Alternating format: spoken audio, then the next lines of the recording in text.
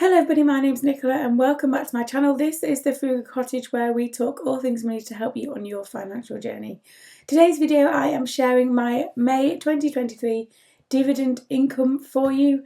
So don't forget to like and subscribe and let's get started. So anything that I share in this video is not financial advice. This is just me sharing my journey with investing in the hopes that it might inspire you to start. And May has been the best month so far by quite a substantial margin. So I'm excited to share these numbers with you today. Now, I don't take this as income, but in theory, that's what it would be used for eventually. Now, our circumstances have changed, so at some point this will go down. However, for now, I'm continuing because I get comments about investing and dividends and things all the time, and hopefully this shows that anybody can invest and earn money through the stock market, not just the kind of the perceived people who do that.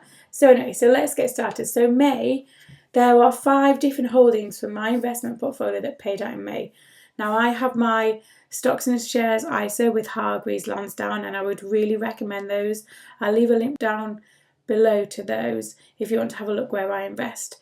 But let's get started. So the first one for May is Aberdeen, and it's something that I've had in my portfolio for a long time. Now their share price actually has gone down, but they pay an okay dividend, so for now I'm going to kind of just sit with those. So the first one to pay out was Aberdeen, and they paid out £48.18. Now April's dividend total was £34, so you can see that May's dividend income is already higher than that with the first one I'm talking about. And yes, there are going to be months which it fluctuates, and this does. So when you see the total and look at it to the month beforehand, the numbers are so far apart. However, that's just how it falls. This second one, and this is one of my favourite companies to have in my portfolio, and this is Aviva. Again, I've had these for quite a long time. I have added to this holding, not recently because I've not invested any cash for over a year now. However, these are one of my favourite ones to have in there, and you'll see why. So Aviva paid out £207, and that's from one holding. And you know that February, March and April were all numbers under 3 figures, and then for May I've got one holding that pays out that. So that's amazing, and it shows that, I hope it shows that, you know, with consistency and with just keeping on with the strategy. My strategy is dividend income. Yes, there's growth in there at the same time, but my predominant focus for my portfolio has always been dividend income, and whenever this gets to be just mine and I can start over kind of thing, that will be the focus again. And Aviva is one that I definitely want to keep in there. Remember, this is not financial advice, this is just what I'm doing. So the third one that paid out was ITV. We all know ITV, and I don't know about you, but if you've been following the saga recently about a certain presenter and a certain TV programme, ITV, we'll see how they go, but for now they do pay a dividend. It's not very big, mind, £16.50. Again, their share price fluctuates quite a lot, and like I said, it'll be interesting to see if there's any repercussions on the share price given what is going on in the media at the moment. Can't decide whether that'll have a big impact or not. It doesn't seem to have so far, but obviously there might be more that comes to light as the time goes on. So the fourth one to pay out in May was Lloyds Bank. Again, another small holding. Really doesn't pay very much in dividends either, but paid out £16. And I say it doesn't pay a lot, but you know, if you had 5 things that paid out for £16, it's better than nothing, isn't it? So they're the first one. You can already see that the numbers for May are pretty good. And then the last one is the only fund that paid out in May. My investment portfolio is split between individual holdings in companies and funds to, I guess, balance out the risk slightly more. And this is one of the funds I've had. I think I actually opened my investment ISA with this. So it is the Vanguard Life Strategy Fund. I have the income version for obvious reasons. There is an accumulation version. And that paid out £114.79. So you can see there that the numbers are really good. The numbers are kind of consistently growing, and it just looks good, doesn't it? And if you can't do that in your head, which to be fair, I can't, May's total is £402.47, which is amazing. And like I said, the biggest month of the year so far by quite a substantial margin. The second largest month here is January, and it's nowhere near that. And if someone handed you £402 just on the street, how like over the moon would you be?